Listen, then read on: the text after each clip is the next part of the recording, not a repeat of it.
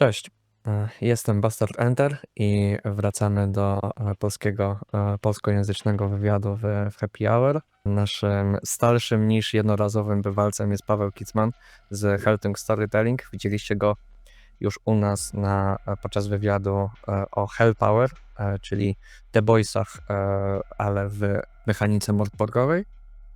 A dzisiaj porozmawiamy sobie o takim tworze, który jest teraz na Kickstarterze i już się ufundował. Gratuluję Ci, Pawle, ale ma o wiele dłuższą historię niż właśnie te kilka dni, przez które jest na Kickstarterze i ma swoją kampanię crowdfundingową. Paweł, jakbyś mógł się na chwilkę przedstawić i powiedzieć nam, o czym będziemy dzisiaj tak rozmawiać, może jednym, dwoma zdaniami. Dobrze, to się mogę przedstawić wieloma zdaniami, ale mogę się przedstawić też krótko.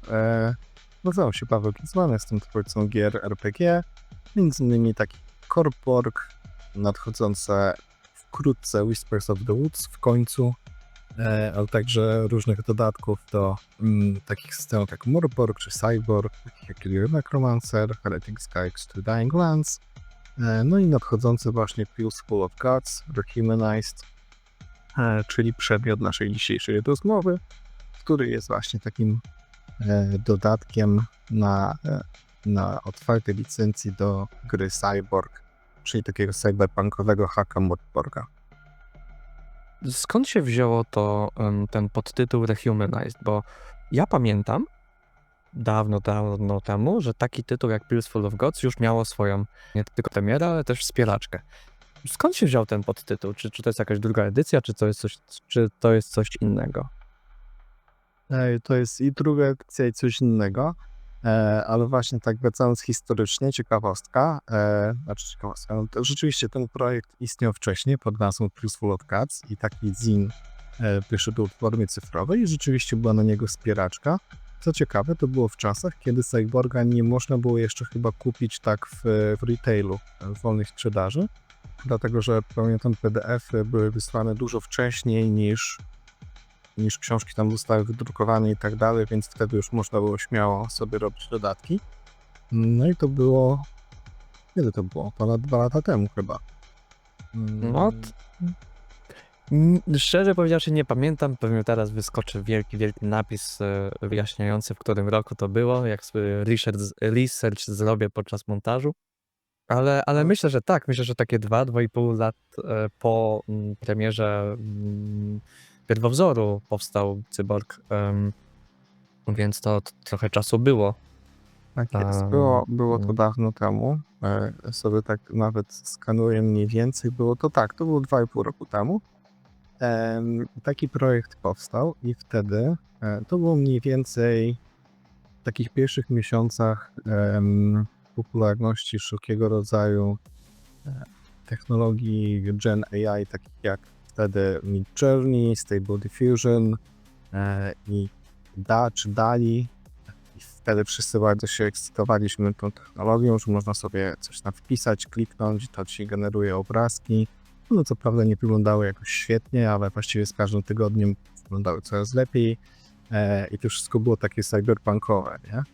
No ja sobie wtedy pomyślałem, że skoro to jest takie cyberpunkowe, no to czy jest coś bardziej cyberpunkowego niż skorzystanie z takiej technologii, żeby stworzyć właśnie takiego zina. No i okazuje się, że owszem, są rzeczy, które są bardziej cyberpunkowe, natomiast wtedy to się wydawało świetnym pomysłem i generalnie też ludziom dookoła, czy to wsparli, czy gdzieś tam pytali mnie o to, też się wydawało to ciekawe. Opowiadałem o tym nawet w wywiadzie dla Polygonu i pamiętam, że w tych pierwszych miesiącach wtedy, to był gdzieś tam początek właściwie 2022 roku, tam gdzieś pierwsza połowa, to rzeczywiście ta technologia była taka wow, jak to się fajnie rozwija i tak dalej.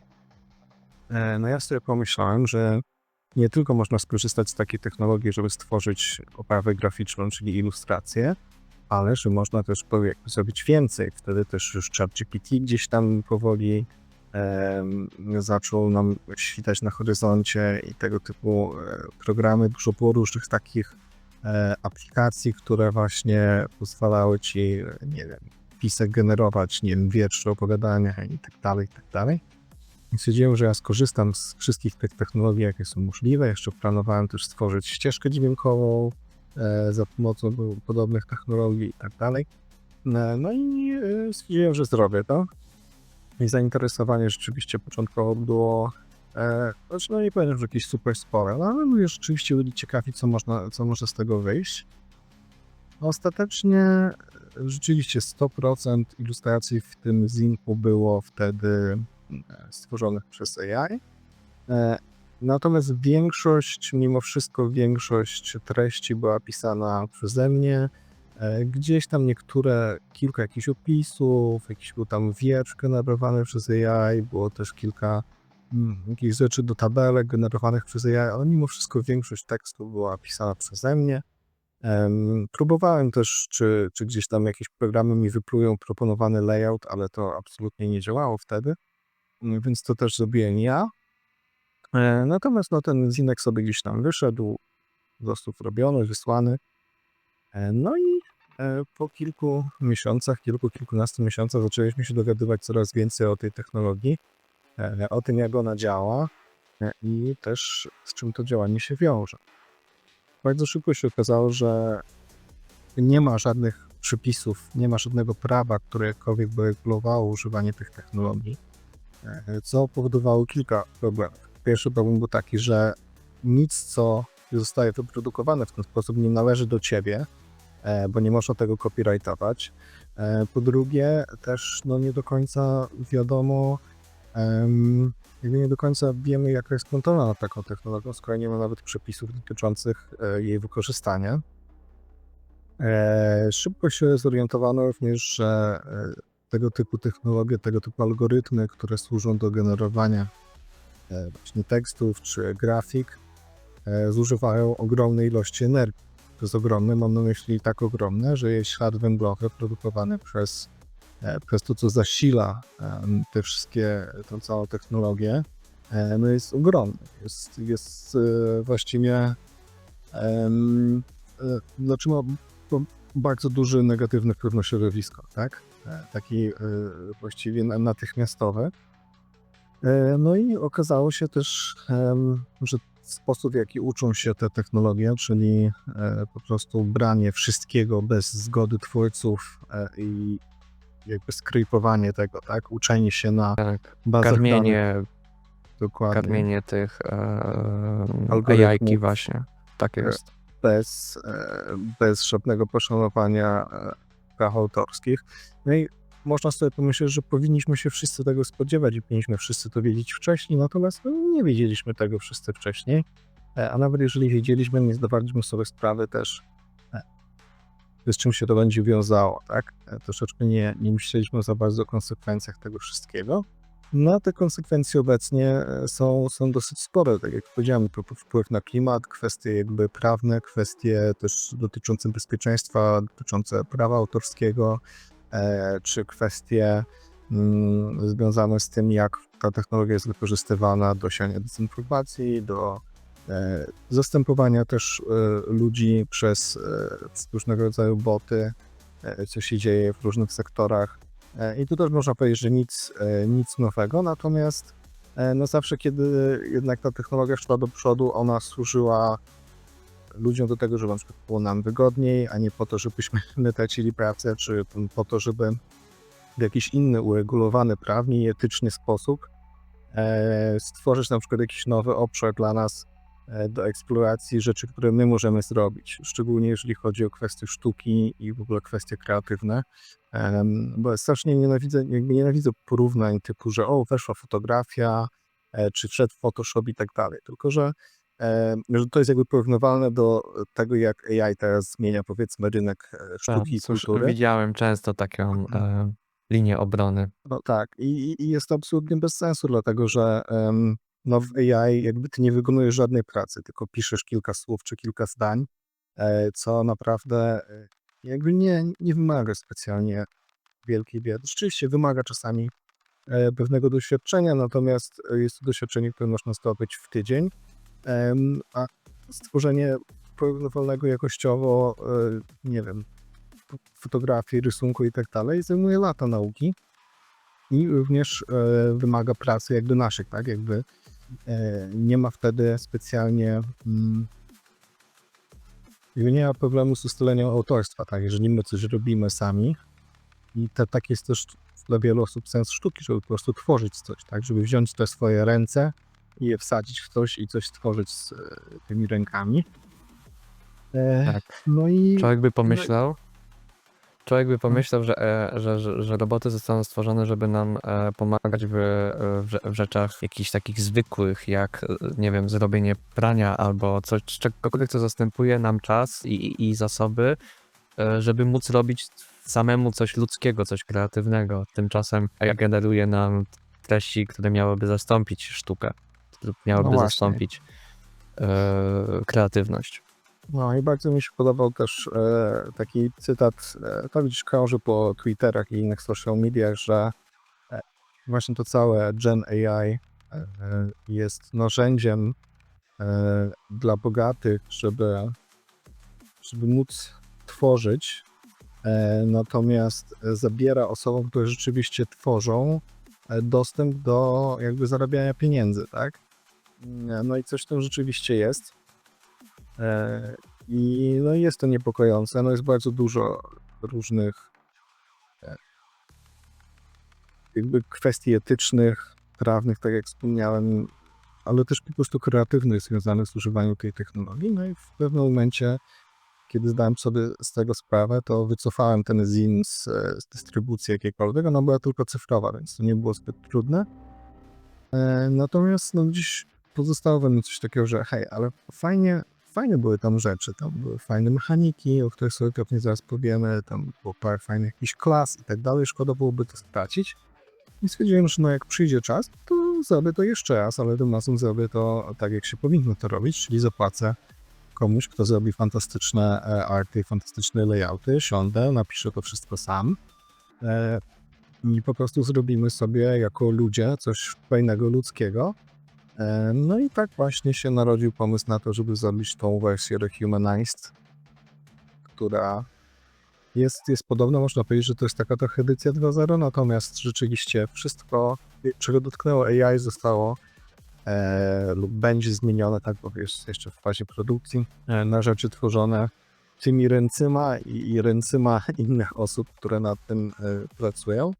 Więc no, taki był pomysł i fajnie, że też ten pomysł się wielu osobom spodobał, bo dużo jest, nawet wchodząc na Kickstartera jest jeden z komentarzy od kogoś, kto mówi, że on w ogóle nawet nie gra w Cyborga ani w inne gry tego typu, ale w związku z powodem, dla którego powstaje ten zin i z tym właśnie disclaimerem dotyczącym wykorzystania AI i tego, że to jest wersja Humanized, to i tak ta osoba płaciła kilka dolców, żeby wesprzeć po prostu samą ideę tego projektu bardziej niż sam produkt.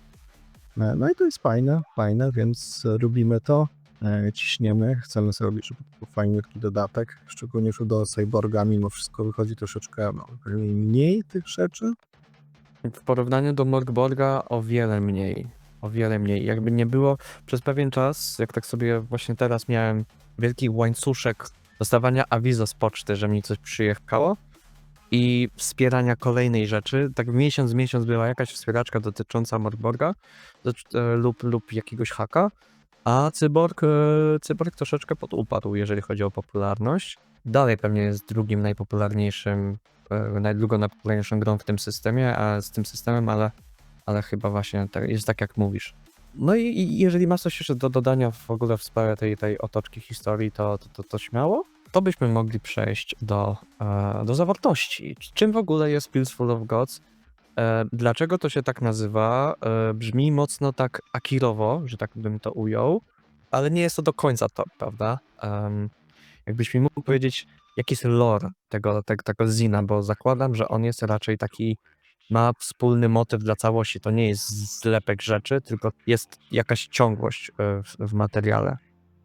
Tak, to prawda. Oczywiście tam większość tego zina rzeczywiście skupia się powiedzmy na podobnych rzeczach i klimatach. Nie wszystko są tam jakby na przykład klasy postaci, które niekoniecznie są związane z tematem przewodnim. Natomiast temat przewodni jest taki, że w mieście Sai, czyli w tym, w którym się dzieje akcja gry, pojawił się nowy narkotyk i ten narkotyk, ambrozja, powoduje, że ludzie zaczynają widzieć bóstwa. I to jest, pojawia się pytanie, czy te bóstwa są prawdziwe, czy nie są, czy to jest jakaś halucynacja, po prostu efekt tego narkotyku, czy może on odblokowuje jakieś, powiedzmy, trzecie oko, czy może to jest narkotyk, który gdzieś, nie wiem, baguje system. Niezależnie od tego, co jest prawdą, a co nie, no to ci bogowie w jakiś sposób wpływają na ten świat i można im również po prostu oddać hołd. To wprowadza taką nową mechanikę właśnie do gry, kiedy wybierzemy sobie takie bóstwo i możemy w jakiś konkretny sposób oddać mu hołd, dostajemy w zamian różnego rodzaju bardzo potężne bonusy. Natomiast koszt jest również dosyć wysoki. No i w związku z tym jest to fajnym takim plot hookiem, tak? Daje to dużo możliwości do tego, żeby potem rozgrywać sobie gdzieś przygody dookoła kultów, wyznawców, czy nawet produkcji tej ambrozji i tak dalej, i tak dalej. Więc rzeczywiście ten temat tego narkotyku, który gdzieś pozwala nam widzieć bogów, to jest taka podstawa i wiele rzeczy gdzieś w tym zinie właśnie takich jak ci bogowie, czy nawet możliwość generowania jakichś tam losowych bóstw pomniejszych, czy też nowi przeciwnicy, którzy właśnie są głównie kultystami i jakby kultystami na różnym poziomie i to się skupia dookoła właśnie tego tematu przewodniego. Natomiast oprócz tego będą jeszcze 4 nowe klasy postaci, bardzo fajne. Ronin, taki prywatny detektyw, wrestler, taki pro-wrestler, który ma bardzo fajne ataki, takie żywcem wzięte po prostu z pro wrestlingu, i Moonpunk, który jest takim inspirowany troszkę wilkołactwem, ale nie jest wilkołakiem. Ciężko to wyjaśnić. Myślę, że trzeba zobaczyć, przeczytać i przekonać się, bo jest to ciekawa klasa, jest to bardzo, bardzo nietypowa klasa. No do tego są właśnie nowe bronie, sporo jakichś tam tabelek losowych, tak jak co można zjeść na mieście, co można znaleźć w śmieciach, ludzie do znalezienia, ludzie, których możemy spotkać w metrze i tak dalej, i tak dalej. W związku z tym, że też chciałem troszeczkę dopakować zawartości do tego nowego wydania, to będą też zasady do gry solo. No i w zależności od tego, co odblokujemy, póki co odblokowaliśmy też przygodę, więc będzie też krótka przygoda, że zobaczymy, co jeszcze uda się odblokować. Myślę, że kilka fajnych niespodzianek jeszcze nas tu czeka. Nie mogę powiedzieć w sumie o jednej, bo bardzo chcę, bo jeszcze jej nie zdradzałem, bo ona jest zgliczowana na stronie kampanii, natomiast ostatni próg, jaki przewidziałem, to jest kilka utworów robionych przez artystę, który się nazywa Basilisk. I on robi świetną muzykę, właśnie w taki dark ambient synth, który idealnie pasuje po prostu do Cyborga. Jest doskonałe. I jeżeli się uda to odblokować, to Cóż, ja generalnie jestem świrem muzyki na sesjach, więc zawsze się bardzo cieszę, kiedy widzę, że RPG sięgają po to medium, żeby siebie wypromować i żeby dostać taki bonus. Warto podkreślić w ogóle, jakim cyberpunkiem jest cyborg, bo to myślę, że on jest inny niż można byłoby się wydawać. Jeżeli mamy cyberpunka tego znanego nam od CD Projektu, czy od Cyberpunka 2077, albo 2020, czyli jego pierwowzoru gry fabularnej z lat chyba 90., prawda? 80.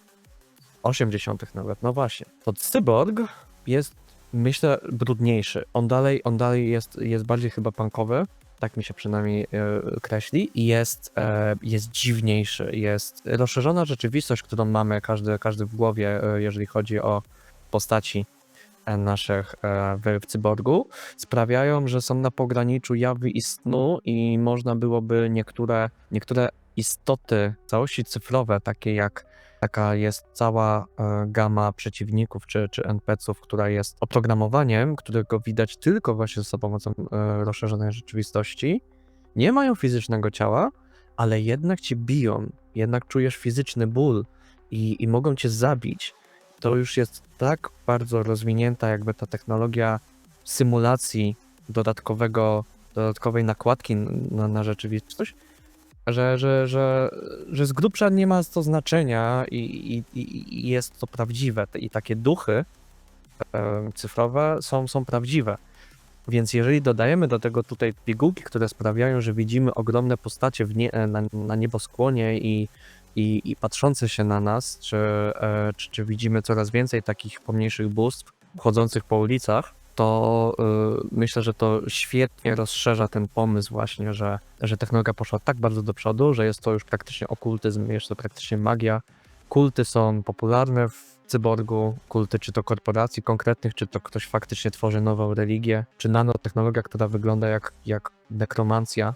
Może nie na porządku dziennym, ale myślę, że na początku sesyjnym już w cyborgu tak. Nie mogę się oprzeć wrażeniu, że ten zin nawiązuje albo się inspiruje Max Payne'em. Szczególnie kiedy powiedziałeś, że jest tam prywatny detektyw. No i mamy tutaj narkotyk, który sprawia, że ludzie widzą bogów, a tam była, o ile pamiętam, Walkiria lub coś takiego się nazywał tamten lek, narkotyk w Max Payne'ie. Natomiast nie jest inspirowane Max Payne'em, natomiast podobieństwa rzeczywiście jakieś tam mogą być. No to jest moje po prostu pierwsze skojarzenie i nie mogę się tego oprzeć, a szczególnie, że tam też jest taki brudny klimacik. Jest tam źle. W społeczeństwie, w cyborgu też jest źle. Jak to w końcu cyberpunkowa gra. Zasada numer 0. Nie możesz w żaden sposób sympatyzować z korporacjami i rządem. W ogóle nie wiem, czy w ogóle w cyborgu jest rząd faktycznie działający. Raczej to już jest czysty korporacjonizm. Natomiast rzeczywiście ten klimat noir i nawet ta obecność tego prywatnego detektywa jako klasę nie jest przypadkowa. Nie wiem w sumie, ile mogę powiedzieć o tym, natomiast może tak. I tak wszyscy wiedzieli, o co chodzi, ale może tak dookoła trochę opowiem. Byłem kiedyś na rozmowie kwalifikacyjnej w firmie, która robi coś, co jest w klimacie cyberpunkowym. I rozmawiałem sobie właśnie na tej rozmowie kwalifikacyjnej z tą firmą, co robi coś w klimacie cyberpunkowym, o cyberpunku, o cechach cyberpunku. No i właśnie ja wymieniłem tam dużo różnych cech i tak dalej na przykładach i właśnie gdzieś umknęło mi to noir. Osoba, która prowadziła ze mną tą rozmowę kwalifikacyjną, właśnie wspomniała, że dla niej jeszcze bardzo ważnym tym czynnikiem jest ten noir. No i to mi jakoś tak utkwiło w głowie, więc jak sobie sam myślałem już o cyberpunku, to jest ten noir gdzieś tam ciągle krążył. No i oczywiście to od razu narzuca skojarzenia takie jak prywatny detektyw i tak dalej. Więc to jest jakby bezpośrednio z tego wynika. To nawet nie jest takie oczywiste dla niektórych kręgów. Na przykład myśląc o Łowcu Androidów, który jest bardzo neonuarowym tworem, to ja nie myślę o nim jako cyberpunku, pomimo że jest w przyszłości i tak dalej i jest wręcz podwaliną, książka, dzięki której powstał Blade Runner, jest fundamentem do cyberpunkowego gatunku, przynajmniej książkowego, przynajmniej literackiego. A w mojej głowie nie ma tej synapsy, która to łączy tak bardzo, tak bez świadomości. Więc dla mnie cyberpunk jest właśnie bardziej guns blazing, wszystko w neony i chcemy wysadzić wielki wieżowiec korporacji, a nie smutny detektyw w deszczu patrzący na kolejne morderstwo i wiedzący, że jego sprawa jest po prostu, jego cała praca i całe życie jest po prostu bez sensu, bo przecież nie oszuka systemu. Fajnie widzieć jakby te dwie strony tej samej monety w jednej grze. To moglibyśmy w sumie, jak już wspomniałeś o tych klasach, przejdźmy może do nich, które są w sumie pierwsze z tych rzeczy, które wspominasz w kampanii, że będą w 52-stronicowym zinie. Wspomniałeś o Roninie, prywatnym właśnie oku, czyli tym prywatnym detektywie, proleserze i Moonpunku. Myślę, że detektywa możemy teraz w sumie domknąć, bo już o nim teraz sobie pogadaliśmy, o tym noirze. Czy możesz nam zdradzić coś fajnego w nim, na przykład, nie wiem, nazwę umiejętności albo co ona robi, jedno z tych 6 klasycznych, które się losuje, kiedy się tworzy z klasy postać? Wiesz co, myślę, że mogę. Jeśli chodzi o prywatnego detektywa, to tam mniej niż umiejętności będzie to, co posiadamy. Będziemy mieć specjalny sprzęt, który daje nam, który pozwala nam prowadzić śledztwo, tak? Typu na przykład, nie wiem, analogowy aparat fotograficzny. Mi się wydaje, no analogowy aparat fotograficzny, po cholerę mi to. No właśnie po to, że on nie może być zhakowany, tak? Nie może być, jakby on jest niezawodny i tak dalej, i tak dalej. Robi dobre zdjęcia. Czy będzie tam, nie wiem, jakiś mały mikrofon, taki mikro, który gdzieś można umieścić. I znowu mamy takie nawiązanie do jakiegoś old school typa cynicznego, który nie wierzy w maszyny, nie? Który jakby jest bardzo sceptycznie wobec nich nastawiony. Taki człowiek z innej epoki. Dokładnie. A co byś mi mógł powiedzieć o Roninie? Jest on troszeczkę tutaj, nie chcę powiedzieć, jest on tutaj troszeczkę oddzielony od reszty, jeżeli chodzi o klimacik. Dlaczego w ogóle stworzyłeś taką klasę? O, może w ten sposób. Wiesz co, to jest pytanie dlaczego. Nie pamiętam teraz dlaczego. Wydaje mi się, że gdzieś taki neo-Ronin bardzo pasuje do Cyberpunka, bo nawet, nie wiem, jeżeli weźmiemy sobie grę Cyberpunk 2077, to tam możemy sobie biegać z kataną po ścianach. W ogóle Japonia, współczesna Japonia też bardzo daje taki, wiesz, Tokio nocą daje bardzo taki cyberpunkowy vibe, Oj tak. jeżeli chodzi o kolory i tak dalej. Więc myślę, że to jest takie dobre połączenie. Japoński cyberpunk mocno się odbił echem po europejskim czy tam zachodnim. To są bardzo ciekawe, że to są takie twory, które ewoluowały trochę niezależnie od siebie i przejmowały się jednocześnie tym samym, a jednocześnie innymi tematami przewodnimi. Dlatego właśnie patrząc na tą tę pastylkę tutaj w logo Peaceful of Gods, widzę tą pastylkę z Akiry. I jeszcze dodałeś tego Ronina, to już w ogóle ustabilizowało mi to nawiązanie. Dobrze, to zostawmy sobie wisienkę księżycowego punka na końcu i mówiłeś, że profesor jest jeszcze kolejną z tych klas. No tutaj jestem trochę zaskoczony, szczerze powiedziawszy. Nie spodziewałem się takiego fachu, a jednocześnie nie mogę go już sobie oddzielić od tego, bo jednak też troszeczkę się zawiera w tym cyberpunku i co jest dla niego charakterystyczne, czyli rozrywka, czyli jakby chleba i igrzysk, nie? Dla masy, żeby siedziały cicho w tym swoim ubóstwie i nie robiły żadnej rewolty w związku z bombą wieżowców już wspomnianą. Tu wrestler myślę, że fajnie się wpisuje w te podziemne walki, nie tylko podziemne, czy tam pokazywane w telewizji. Jednak taka pożywka dla mas jest rzeczywiście potrzebna i mile widziana w cyberpunkowym świecie opresyjnym, bo zamiast właśnie się przejmować bombami, to ludzie sobie oglądają, jak się dwóch typów leje i to jest fajne i robią fajne rzeczy.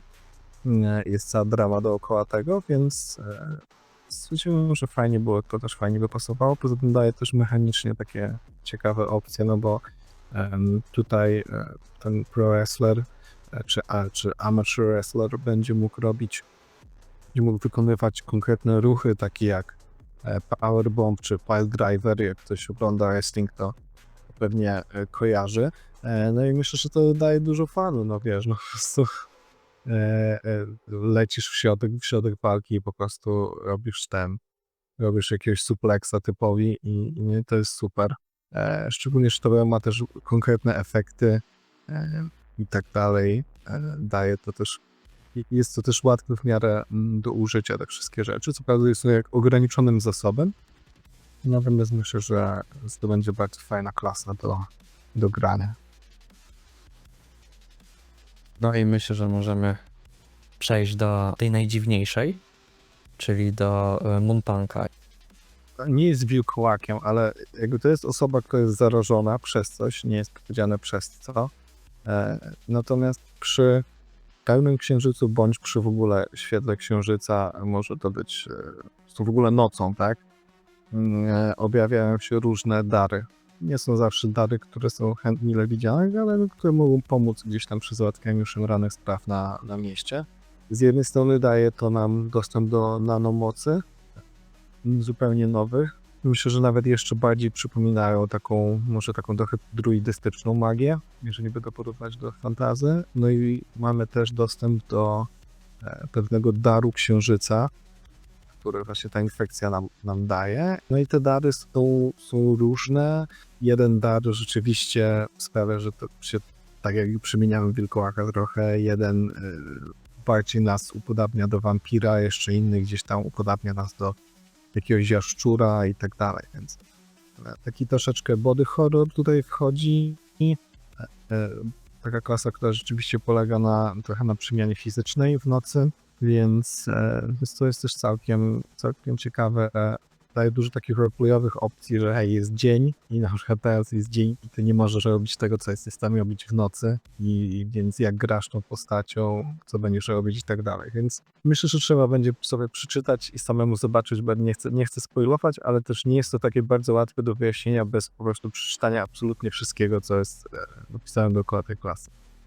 No jasne, zostawimy to wspierającym i ludziom, którzy dotrą do pastylek pełnych bogów, kiedy wyjdzie. To troszeczkę zajęliśmy się tą odskocznią i możemy wrócić do tego, czym w ogóle jest ten Zin, czyli o tych bogach. O bogach wspominałeś, że jest generator, powiedziałeś, generator pomniejszych bóstw, czyli są jacyś więksi i ci więksi, jak rozumiem, są już spisani tak bardziej szczegółowo. Czy mógłbyś ich tak wymienić z imienia? Tak, no więc jest taka 4 głównych bóstw. Bóg czy bogini hakowania i informacji nazywa się Netrubel. Jest bogini przyjemności Astaroth i jest Bóg wojny i śmierci, który się po prostu nazywa Wojna Śmierci. Natomiast jest jeszcze Bóg pieniędzy, Mammon, natomiast my nie możemy jako gracze złamać podstawowej zasady cyborga. Nie możemy jakby mieć sympatii w kierunku kapitalizmu, przez co my nie możemy też jako gracze czcić tego Mammona. Dlatego on nie daje nam żadnych błogosławieństw, ponieważ zgodnie z zasadami gry nie możemy też go wyznawać. Więc cały kult tego Mammona służy raczej dla nas jako przeciwnicy, tak? Niż jakby organizacja, do której się możemy przyłączyć i czcić tego Mammona. O, to jeszcze, jak teraz wspominałeś wszystkich po kolei, że to nie są tacy oczywiści bogowie, że mamy właśnie bóstwo do hakowania, czy tam boginię hakowania, to przypomniało mi się amerykańscy bogowie, który de facto też jest chyba takim serią książek i serialem neonuarowym. I też tam są właśnie nowi bogowie, czyli jakby bogowie współcześni, którzy nawiązują do tego, co jest współcześnie bardzo najważniejsze. Tam chyba też jest Bóg social mediów. Tutaj tej rozrywki by mógł się w taką niszę pleść. A z pomniejszych bóstw, które możemy sobie wygenerować, to jakie są tam mniej więcej motywy? Wiesz co, to są takie głupotki, typu można sobie losować Maliteusa, zgniłego boga, nie wiem, boga wrestlingu, tak? Albo można sobie losować pła żygającą boginię samochodów, więc tego typu rzeczy. Nic Takie szczególnie... bożki. Tak, dokładnie. Więc to bardziej takie, żeby dodać troszkę smaczku, taki właśnie fluff, ale to też zawsze fajnie sobie mieć takie generatorki, ja przynajmniej lubię takie rzeczy. I ja też bardzo lubię. Mogę nim zasypać trochę świat wynikami z tego, albo się zainspirować i może stworzyć jakiegoś, kto jest zazdrosny o to bycie pomniejszym, a jest tam 4 dużych i już mamy jakiś nakreślony łuk w jakąś przygodę, czy coś takiego dla postaci graczy, żeby pomogli temu bożkowi stać się kimś większym niż jest w tym momencie. No ale to nie jest wszystko, prawda? Są jeszcze bronie, przeciwnicy, są losowe tabelki do nienazwanych rzeczy No i zasady solo i z DLC, czyli przygoda. To już tak zostawię trochę tobie teraz, żebyś tak zbiorczo mógł odpowiedzieć, czym byś mógł się podzielić z tego zbioru tematów w Zinie, co by mogło skłonić kogokolwiek, kto tego słucha, do zajrzenia do środka, co się w tym zestawie zawiera. Wiesz co, no to jeżeli chodzi o tabelki, przygody, bronie i tak dalej, no to są standardowe rzeczy, których nigdy za wiele, więc myślę, że to jest coś, co zawsze fajnie mieć, ale to jest takie dosyć typowe, natomiast te zasady solo to jest coś, co chciałem zrobić. Oczywiście nie brakuje zasad solo do Cyborga, ja znalazłem chyba różne systemy takie solo, oba są naprawdę świetne.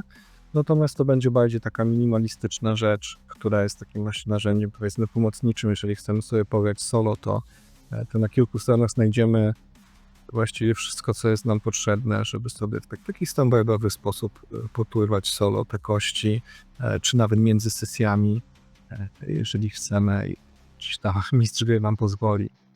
Więc myślę, że te solo zasady będą całkiem fajne, całkiem proste. Jeżeli ktoś miał w Kurboborga solo, to będzie coś podobnego. To bardzo miło mi to słyszeć, bo ja generalnie nie grałem w Korborga solo, ale używałem tych zasad, żeby stworzyć listę zadań dla moich korposzczurów do zrobienia. Nawet i tak 5 minut przed sesją, albo nawet już na sesji wspólnie sobie losowaliśmy problemy korporacyjnego życia, taski jakby do przesunięcia na Jirze. Więc to bardzo fajnie słyszę, że to będzie coś w związku z tym, że będzie coś w tym stylu. I w sumie mam do ciebie tylko jeszcze jedno pytanie. To jest wersja Rehumanized, czyli wrócili artyści ludzcy i pomagają ci stworzyć ten produkt.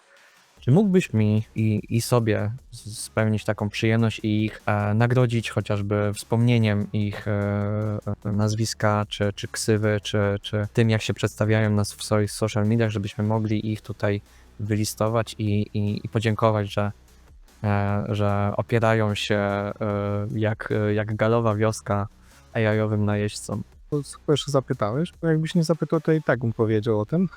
Natomiast rzeczywiście wielkie propsy dla Unit 6, który właściwie robi 98% oprawy graficznej do tego zina, to znaczy zarówno robi arty, jak i składa to wszystko.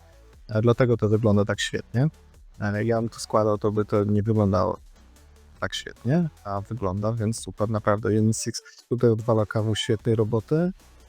On też robi m.in. Kill Engine, który jest takim dodatkiem o mechach do Cyborga też, więc totalnie czuję ten klimat, ale robi też dużo różnych dodatków i do Morborga, i do Cyborga, więc są fantastyczne rzeczy. Ostatnio też wypuścił, to na itchu można go znaleźć właśnie, unit6.itch.io. Ostatnio wypuścił fantastyczną rzecz, drugą część takiego właśnie swojego zinka Dark Tide i kurczę, ale to jest świetne. Wygląda to rewelacyjnie i to są tak fajne pomysły. Były cały nowy obszar, nowa klasa, dużo fajnych potworów. I to zarówno myślę z Nordborgiem, jak i z Piratborgiem to idealnie by zadziałało. Więc świetna rzecz i Unit 6 jest w ogóle świetny. Pozdrawiam go bardzo serdecznie, super ziomkiem i strasznie miło mi się pracuje razem z nim nad tym produktem. Natomiast na pewno jeszcze pojawi się Michał Gaworski, który teraz w pocie czoła, biedaczek, pracuje nad ilustracjami do Hellpower, ale też coś od siebie dorzuci tutaj. Natomiast możliwe, że jeszcze ktoś się pojawi, ale nie będę jeszcze zdradzał kto i jak, ale jest jeszcze szansa, że ktoś tutaj dołoży swoje 3 grosze. No i super. Mam nadzieję, że więcej będzie takich listów miłosnych do ludzi, którzy sprawiają, że Morborg, Cyborg, jakikolwiek inny Borg, czy jakikolwiek inny art-punkowy RPG powstaje i powstał, bo osobiście rzecz biorąc mnie przyciągnęła szata graficzna i mnie przyciąga do tej pory szata graficzna do tych gier. Więc gdyby nie ona, prawdopodobnie nigdy bym nawet nie spojrzał na borgi. Pomimo tego, że w środku się zawiera mnóstwo świetnego tekstu, mechaniki czy pomysłów, to jednak będąc wzrokowcem jestem bardzo podatny na po prostu piękne rzeczy. No myślę, że to ci się spodoba. No to super.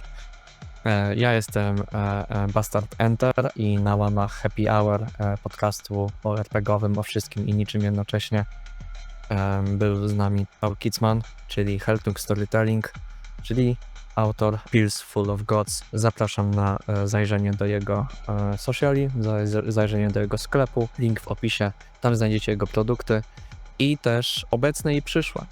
Nie mogę się doczekać szeptów w lesie i Ja myślę, też. że do zobaczenia. Dzięki wielkie.